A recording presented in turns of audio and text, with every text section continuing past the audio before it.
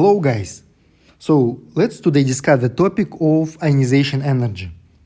Ionization energy is energy required to remove an outer shell electron from one mole of atom or ion in the gaseous state, resulting in the formation of positively charged ion. So let's represent this process by writing the equation.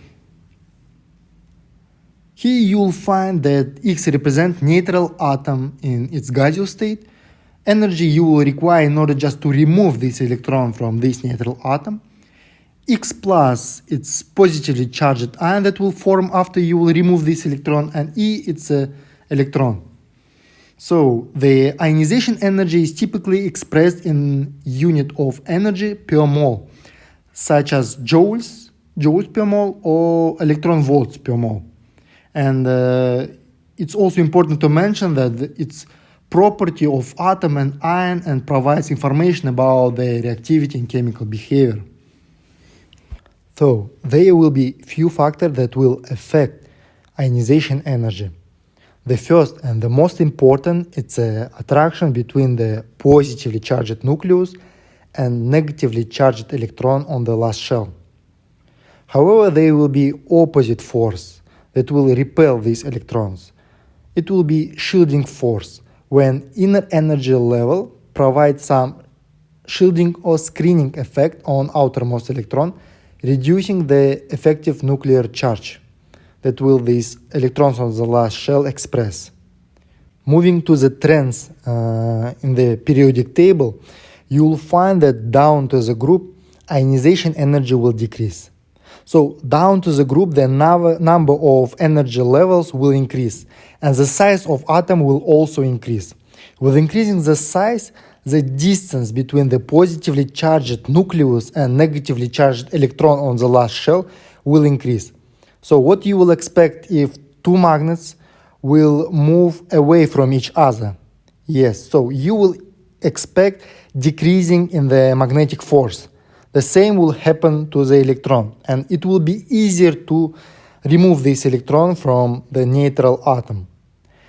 And ionization energy generally increases as you move across a period. This is because from left to right, the number of the protons in the nucleus increase. So if you will increase the number of the proton, attraction force between the nucleus and the electron on the outer shell will also increase. This is an effective nuclear charge. So the general trend that ionization energy will increase from left bottom to the right top. Let's find the difference between the first, second and third ionization energies on the example of potassium. In order just to remove first electron, you will require 490 kilojoules per mole. Let's draw electronic configuration in order just to understand why energy will change. So here you will find that potassium has only one electron on the last fourth shell. And as you know, all the elements across the periodic table will try to reach electronic configuration of the noble gas in order to become stable.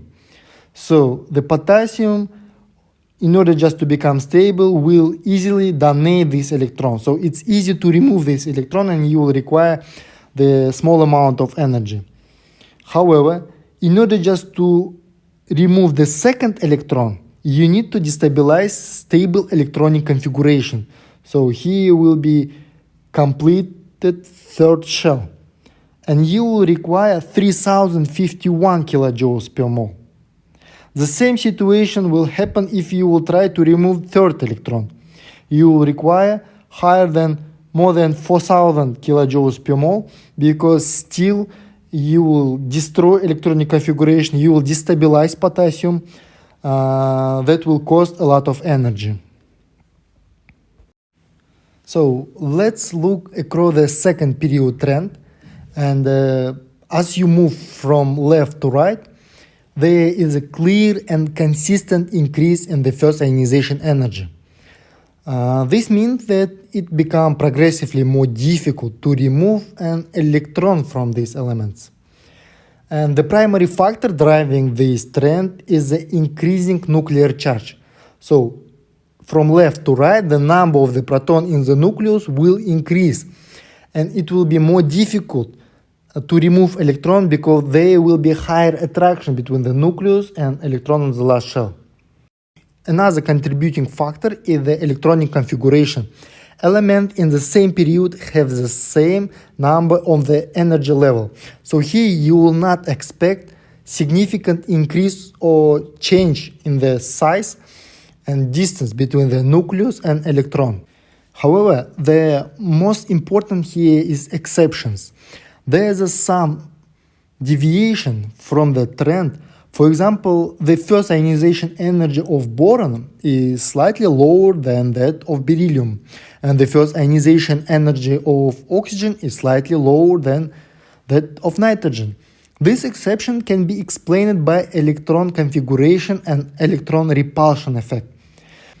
So this will provide a little extra stability, making it easier to remove an electron compared to beryllium. The same will be with the oxygen. Here you will find that oxygen has 4 electrons on the p orbital.